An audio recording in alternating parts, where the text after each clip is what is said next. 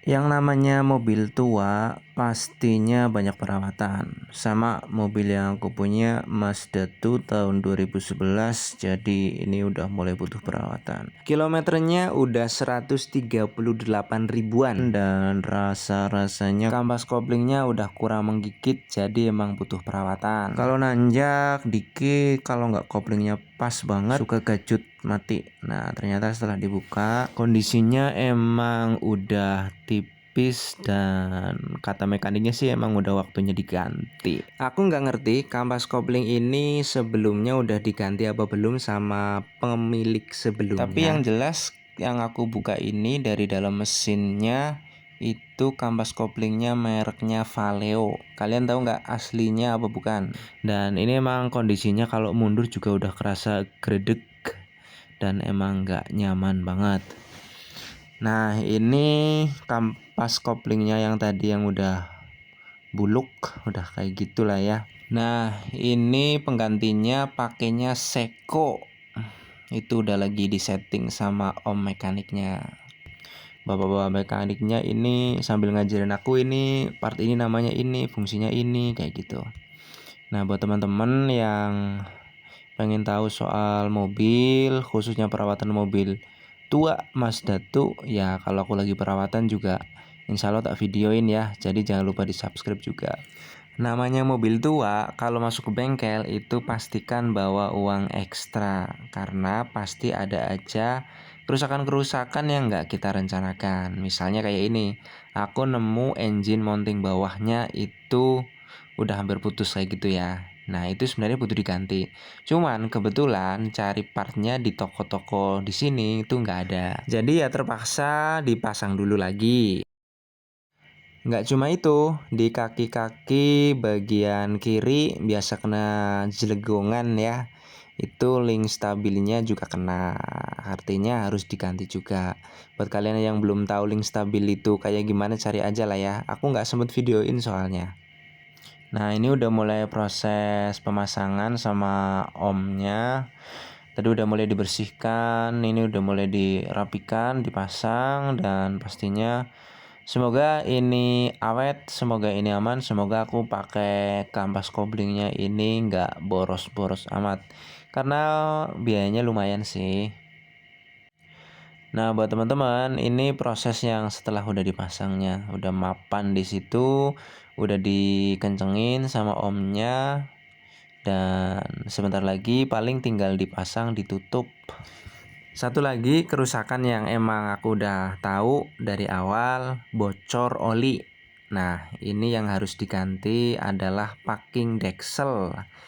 Packing deksel ini awalnya itu karet lentur, tapi karena mesin itu tiap hari panas, tiap hari dipakai, jadi kelenturannya tuh hilang dan itu bikin efek mesin bocor. Nah, kalau urusan mobil, soal kebocoran-kebocoran, apalagi urusan bocor oli, itu wajib banget ditangani segera. Karena apa? Kalau sampai kejadian olinya kurang, olinya habis, itu bikin mesin overheat dan bisa jadi nanti rusak dan perawatannya lebih banyak lagi karena harus overhaul. Itu nggak cuma aku yang ngomong ya, pemilik mobil yang lain itu juga banyak yang ngomong kayak gitu. Dan itu juga didukung sama omongannya para mekanik-mekanik. Next, apalagi yang harus dirawat? Ya, di kaki-kaki belakang juga ada masalah. Namanya mobil tua, apalagi barang onderdilnya itu bahannya karet, pasti udah lapuk. Yang bahannya besi aja itu bisa lapuk, apalagi cuma ada bahan karet kayak gini, pasti ya lapuk dan ini butuh diganti.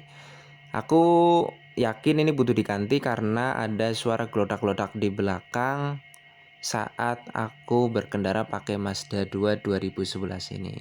Dan ini lagi dipasangin sama omnya, dan aku bawa ini sekalian mumpung lagi ada perawatan di bagian mesin. Pasti mobilnya diangkat dan pasti bisa dicek semuanya, masangnya juga biar lebih hemat secara biaya jasa. Nah, ini udah selesai semuanya, mobil udah diturunin, tinggal dipanasin sebentar, lalu kita bisa cek jalan ke jalan raya. Seperti apa rasanya? Ya, semoga lebih aman, lebih awet, dan semoga lebih enak. Yang namanya mobil tua pastinya banyak perawatan. Sama mobil yang aku punya Mazda 2 tahun 2011, jadi ini udah mulai butuh perawatan. Kilometernya udah 138 ribuan dan rasanya kampas koplingnya udah kurang menggigit, jadi emang butuh perawatan. Kalau nanjak dikit, kalau nggak koplingnya pas banget suka gacut mati. Nah, ternyata setelah dibuka kondisinya emang udah tipis dan kata mekaniknya sih emang udah waktunya diganti. Aku nggak ngerti kampas kopling ini sebelumnya udah diganti apa belum sama pemilik sebelumnya. Tapi yang jelas yang aku buka ini dari dalam mesinnya itu kampas koplingnya mereknya Valeo. Kalian tahu nggak aslinya apa bukan? Dan ini emang kondisinya kalau mundur juga udah kerasa gredeg dan emang nggak nyaman banget. Nah, ini kampas koplingnya yang tadi yang udah buluk, udah kayak gitulah ya. Nah, ini penggantinya pakainya Seiko. Itu udah lagi disetting sama om mekaniknya. Bapak-bapak mekaniknya ini sambil ngajarin aku ini part ini namanya ini, fungsinya ini kayak gitu. Nah, buat teman-teman yang pengen tahu soal mobil, khususnya perawatan mobil tua Mazda tuh ya, kalau aku lagi perawatan juga insya Allah tak videoin ya, jadi jangan lupa di subscribe juga. Namanya mobil tua, kalau masuk ke bengkel itu pastikan bawa uang ekstra, karena pasti ada aja kerusakan-kerusakan yang nggak kita rencanakan. Misalnya kayak ini, aku nemu engine mounting bawahnya itu udah hampir putus kayak gitu ya. Nah, itu sebenarnya butuh diganti. Cuman kebetulan cari partnya di toko-toko di sini itu nggak ada. Jadi ya terpaksa dipasang dulu lagi. Nggak cuma itu, di kaki-kaki bagian kiri biasa kena jelegongan ya. Itu link stabilnya juga kena, artinya harus diganti juga. Buat kalian yang belum tahu link stabil itu kayak gimana, cari aja lah ya. Aku nggak sempet videoin soalnya. Nah, ini udah mulai proses pemasangan sama omnya. Tadi udah mulai dibersihkan, ini udah mulai dirapikan, dipasang, dan pastinya semoga ini awet, semoga ini aman, semoga aku pakai kampas koblingnya ini nggak boros-boros amat. Karena biayanya lumayan sih. Nah, buat teman-teman, ini proses yang setelah udah dipasangnya, udah mapan di situ, udah dikencengin sama omnya, dan sebentar lagi paling tinggal dipasang, ditutup. Satu lagi kerusakan yang emang aku udah tahu dari awal, bocor oli.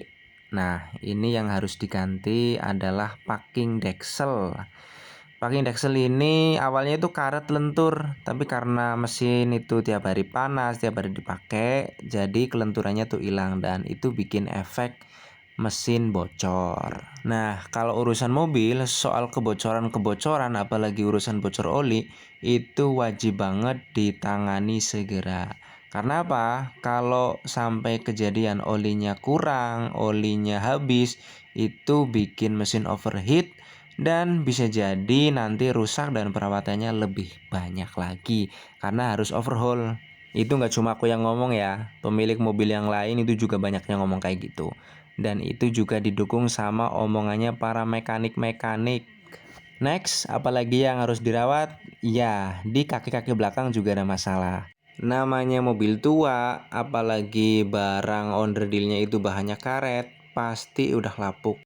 Yang bahannya besi aja itu bisa lapuk, apalagi cuma ada bahan karet kayak gini, pasti ya lapuk dan ini butuh diganti. Aku yakin ini butuh diganti karena ada suara gelodak-gelodak di belakang saat aku berkendara pakai Mazda 2 2011 ini. Dan ini lagi dipasangin sama omnya, dan aku bawa ini sekalian mumpung lagi ada perawatan di bagian mesin. Pasti mobilnya diangkat dan pasti bisa dicek semuanya, masangnya juga biar lebih hemat secara biaya jasa. Nah, ini udah selesai semuanya, mobil udah diturunin, tinggal dipanasin sebentar, lalu kita bisa cek jalan ke jalan raya. Seperti apa rasanya? Ya, semoga lebih aman, lebih awet, dan semoga lebih enak.